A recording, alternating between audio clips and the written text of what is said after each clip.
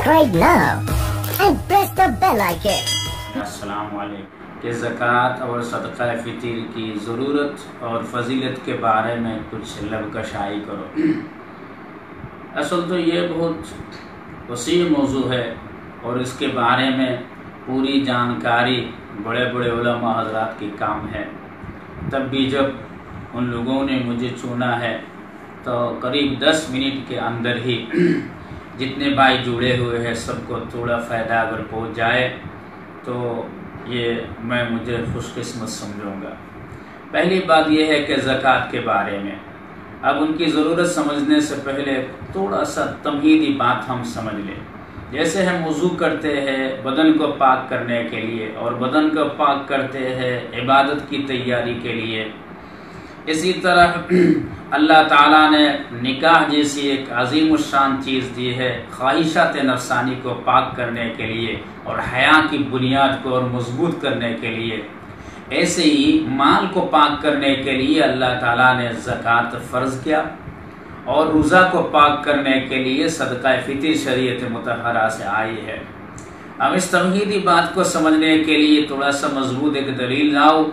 جناب رسول اللہ صلی اللہ علیہ وسلم حین وفات میں حضرت علی رضی اللہ تعالی عنہ کو اشارہ سے بلایا اور کچھ چیز لکھنے کے لیے ایسی کیفیت طاری ہوئی کہ دیکھنے والے سمجھتے ہیں کیا وہ 2-4 چیزیں لے کے دیں گے۔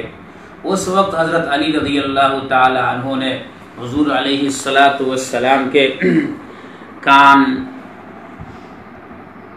حضور علیہ السلام کی گنگناہٹ آواز پر کان لگایا تو وہ چیزیں سننے کو ملی، الصلاۃ والزکاۃ وما ملکت یمینکم، الصلاۃ والزکاۃ وما ملکت یمینکم۔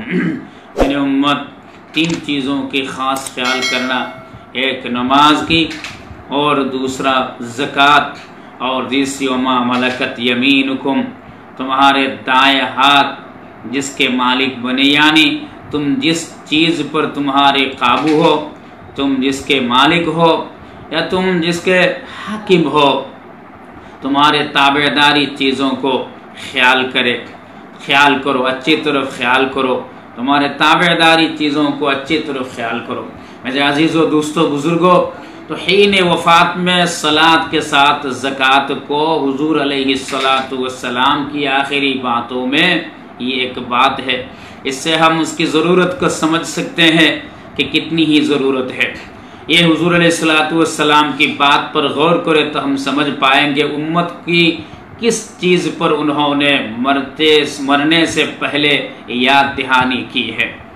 دوسری بات یہ ہے کہ ایماندار کے ساتھ اقاموا الصلاۃ وآتوا الزکاۃ، صلاۃ کے ساتھ زکوٰۃ کی نسبت بالکل بے جوڑ ہے۔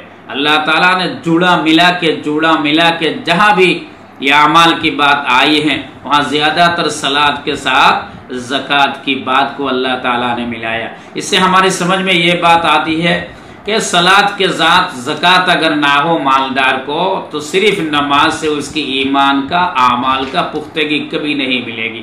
ہاں غریب کی بات الگ ہے، جس پر زکوٰۃ فرض نہیں وہ الگ ہے۔ اب رہی ضرورت کے بارے میں، جاننا چاہیے تقریباً ہر مالدار سمجھتے ہیں کہ اس کے اوپر نصاب کتنا ہے۔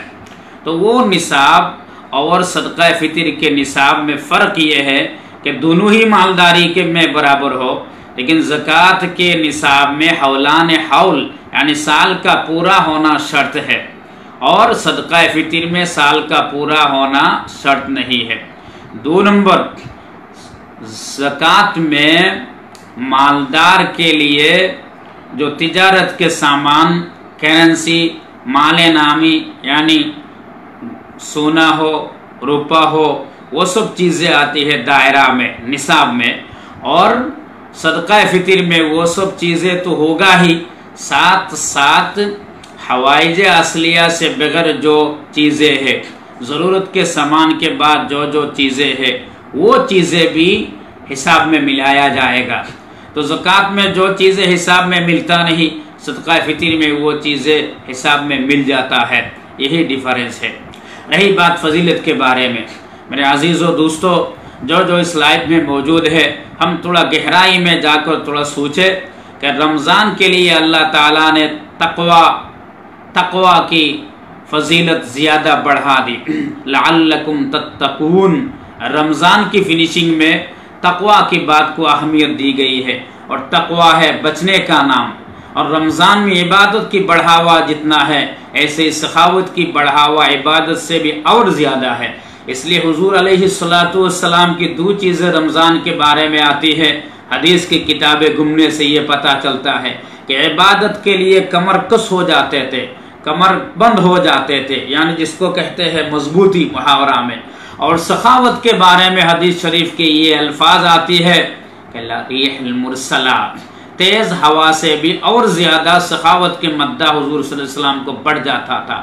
یہ رمضان میں زکوٰۃ بھی نکالتے ہیں جس کا سال پورا ہو گیا، اور صدقہ فطر نکلتے ہیں جس کو روزہ پاک کرنے کے لیے، اور وہ دینے والے ہاتھ اور وہ ایسے بڑھنا چاہیے کہ حضور کی دو ہی عمل سے دوسرا عمل سخاوت کی بڑھاوا جو تیز ہوا سے اور بھی بڑھ کر. ہم جب قرآن اٹھاتے ہیں تو ہمیں ایک آیات ملتی ہے والمرسلات عصفا، والمرسلات عصفا، وہاں تیز ہوا یعنی کچھ فرشتوں کی جو خوب تیزی سے چلتے ہیں ان کی قسم لیا گیا ہے. اس تیزی کے ساتھ ہم جب دیں گے تب ہمارے محاورہ میں دو چیزیں ملنے کو آئے گی.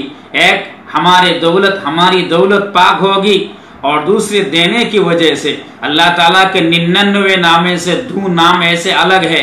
ایک ہے رزاق یعنی رزق کا دینے والا، اور دوسرا ہے رب جو بغیر مانگے ہوئے دیتے ہیں. اور دونوں کا مقصد ایک ہے کہ بڑھاوا دینا، پالنا.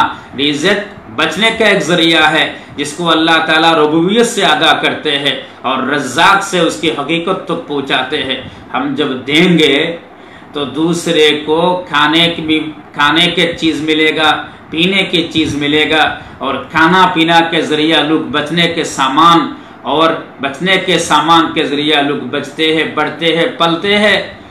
تو چپ کے حدیث شریف میں یہ بھی ایک الفاظ آئی ہے تخلقوا باخلاق اللہ، اللہ کی صفات میں سے تم صفات والا ہو جاؤ.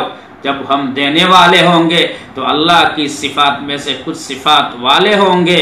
اور سماج میں جو لوگوں کے آنسو بہتے ہیں غریبی کی وجہ سے، ان کی آنسو ختم ہوگی.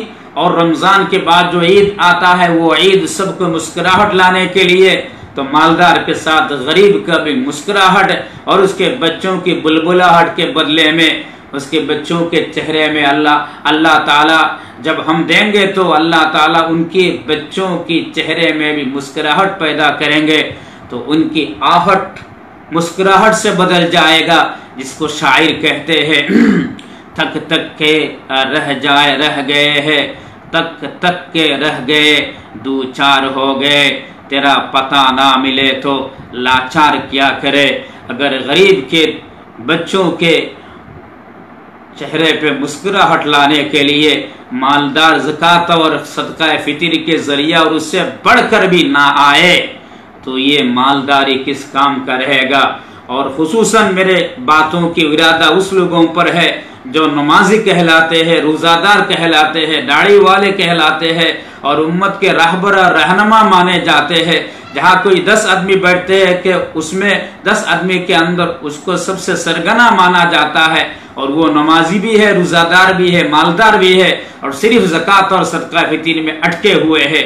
ان کی طرف میری خاص ریکویسٹ ہے کہ وہ اپنی مالداری اور اپنی ایمانداری اور اپنے دینداری کی حفاظت اور بقا کے لیے زکوٰۃ اور صدقہ فطر کے صرف دائرہ میں نہ رہے، بلکہ اور بھی آگے بڑھے. آگے بڑھ کر میں نے جو شور سنایا ہے کہ دو چار رہ گئے اور لاچار کیا کہ وہ دو چار رہنے والے اور لاچار ہونے والے کو ڈھونڈ کر ان کے ہاتھ میں مال پہنچائے اور ان کو عید کی مسکراہٹ میں شامل رکھے، تو اللہ تعالیٰ وہ بدلہ عطا کریں گے جو ہم نے کبھی سوچا بھی نہیں. اس پر میرے بات کو ایک حدیث پر اختتام، وہ نعمت اللہ تعالیٰ عطا کریں گے ما لا عین رأت ولا اذن سمعت ولا خطر علی قلب بشر، جو کسی آنکھ نے نہ دیکھا، کسی دل نے نہ سوچا.